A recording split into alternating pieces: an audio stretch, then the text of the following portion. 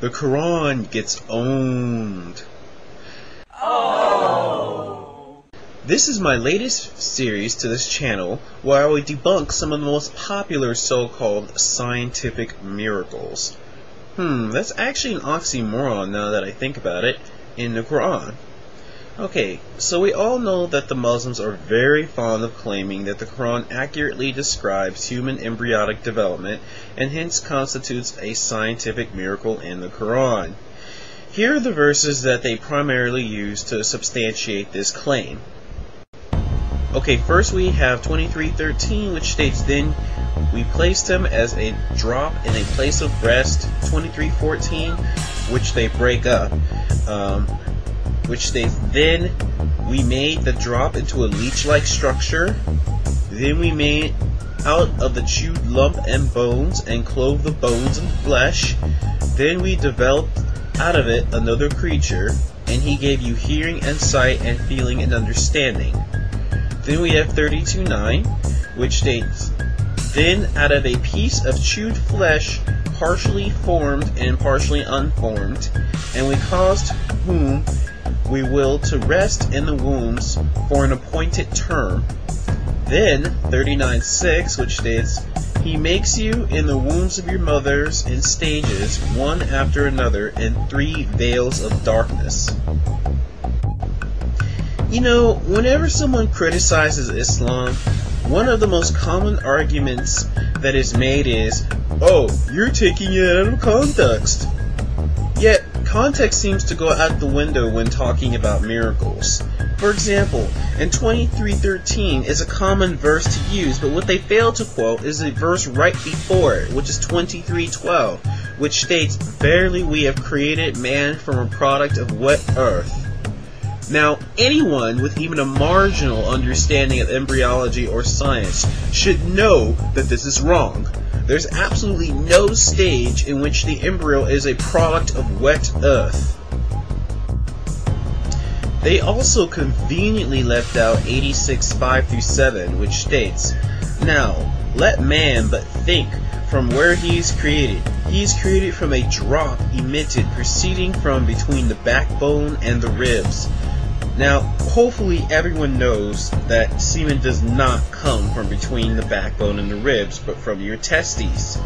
Now, the most common Muslim defense to this is, "You don't know Arabic! You don't know Arabic! You don't know Arabic!" What that actually meant was the blood that makes the semen comes from the ribs. But this can easily be debunked if we look at the tafsirs. In case you don't know what tafsirs are, they are interpretation of what the verse actually meant, written by Muslim scholars who lived closer to the time of Muhammad. They base their interpretations on the sayings of Muhammad, his family and friends, and as educated scholars, their command of the Arabic language was exquisite. In other words, these people actually knew what they were talking about. Anyway, if we look at Tafsir bin Kathir, it says, "He was created from a water gushing forth," meaning the sexual fluid that comes out bursting from the man and the woman. Thus, the child is produced from both of them by permission of Allah. In other words, nut, not blood. So from these 2 verses alone, we already know that the Quran is off to a pretty poor start.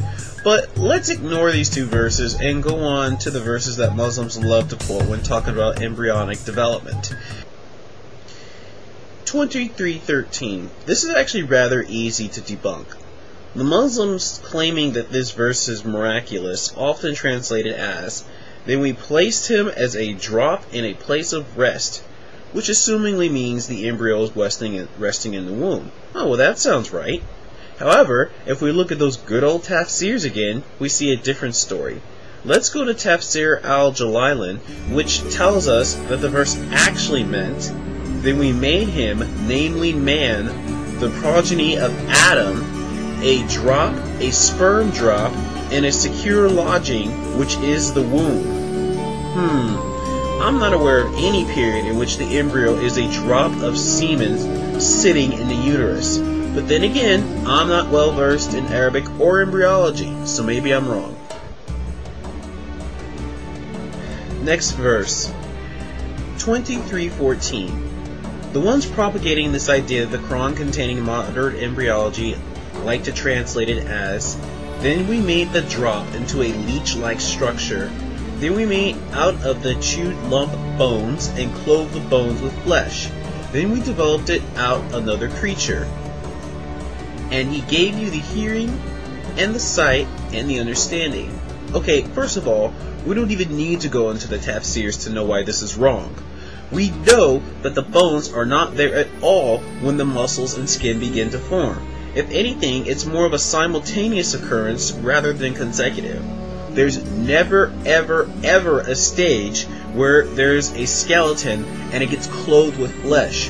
And we also know that Galen, who was a Greek doctor that lived around 500 years before Muhammad, made the exact same mistake. Now, many of you may be saying, well, how did Muhammad get this Greek knowledge? I'll give you a name. Harith bin Kalada. He was close to the Muhammad.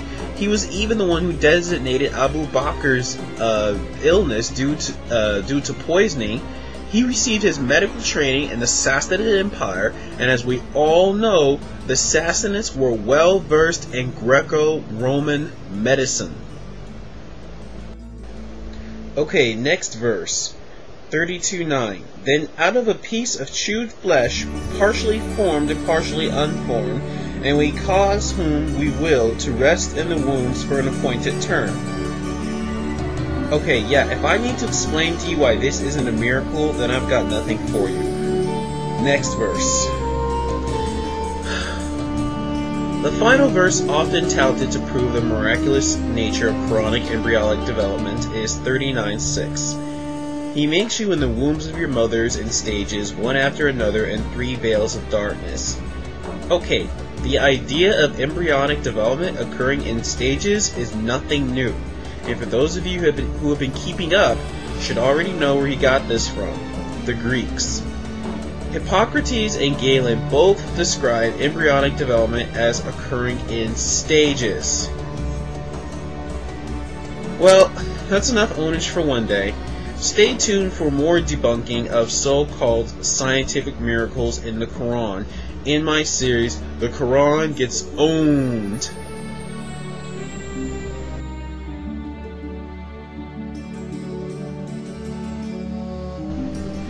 But wait, one more thing. What about Keith Moore? Many Muslims, when propagating the embryology of the Quran, quote Keith Moore as a leading Canadian scientist who made this statement. It has been a great pleasure for me to help clarify statements in the Quran about human development. It is clear to me that these statements must have come to Muhammad from God or Allah, because almost all of this knowledge was not discovered until many centuries later. This proves to me that Muhammad must have been a messenger of God or Allah. They are very fond of using this quote over and over. Besides this being an argumentum ad verecundium, logical fallacy, there are several concerns that I would like to point out. First of all, we know that Mr. Moore was flown free of charge first class to Saudi Arabia, where he then stayed in the finest hotels prior to making this statement. Second, didn't that statement seem to be prepared by someone else? I mean, it's just my speculation. And third, if he really believed what he was saying, then why hasn't he taken Shahada? If he did, where's the footage of it? Certainly a leading scientist taking Shahada due to miracles in the Quran would have been videotaped. Where are the 2 witnesses required by Islamic ritual if he took Shahada? It all seems a bit fishy to me, if you know what I mean.